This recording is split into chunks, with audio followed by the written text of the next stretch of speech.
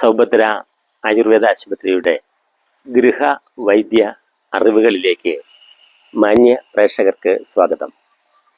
ഇന്ന് ഞാനിവിടെ നിങ്ങളുമായിട്ട് പങ്കുവയ്ക്കുക മുലപ്പാലുണ്ടാകുവാനും ശരീര സൗന്ദര്യത്തിനുമാണ്.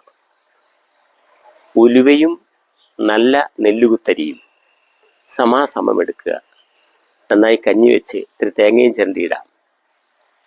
കഞ്ഞി വെച്ച് ദിവസവും കഴിച്ചാൽ മുലപ്പാലുണ്ടാകാനും ശരീര സൗന്ദര്യത്തിനും വളരെ ഫലപ്രദമാണ്. വളരെ എന്ന് പറഞ്ഞാൽ വളരെ ഫലപ്രദമാണ്.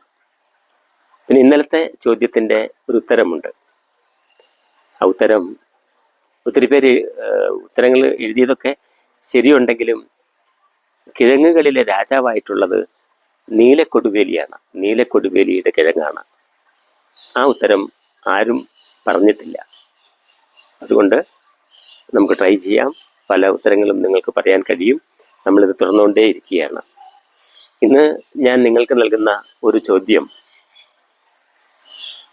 മരത്തേലും ചോട്ടിലും കായ്ക്കും, പക്ഷേ ശരീരത്തിന് വളരെ നല്ലതാണ്. എന്തായിരിക്കും ആ ഔഷധ ചെടി? ഉത്തരം അറിയിക്കുക.